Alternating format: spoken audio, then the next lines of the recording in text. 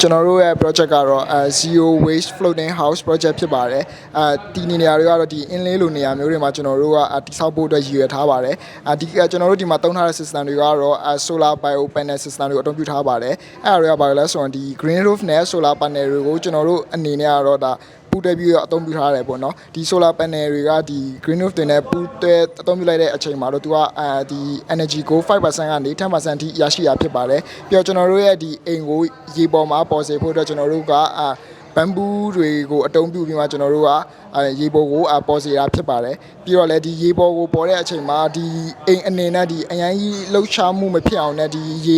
တိတ်အသက်အမြင့်မှာလည်းတိတ်အဆင်ပြေစေဖို့ရတဲ့ကျွန်တော်တို့က encourage system ကိုကျွန်တော်တို့ထည့်သွင်းအသုံးပြုထားပေးပါတယ်ပြီးတော့လည်းကျွန်တော်တို့အနေနဲ့ဒီရေတွေကညဉ့်ညမ်းသွားတဲ့အချိန်မှာကျွန်တော်တို့ညဉ့်ညမ်းသွားတဲ့အချိန်မှာရေကိုတစ်ဖန်ပြန်လဲတန်းဆင်ဖို့အတွက်ကျွန်တော်တို့အသုံးပြုထားတာကတော့ hotwood တွေကိုကျွန်တော်တို့အနေနဲ့အသုံးပြုထားပါတယ် hotwood plan တွေကတော့သူတို့ကဒီရေတွေကိုဖျက်ဆီးတဲ့အချိန်မှာဒီရေတွေကိုပြန်လဲတန်းဆင်စေပါတယ်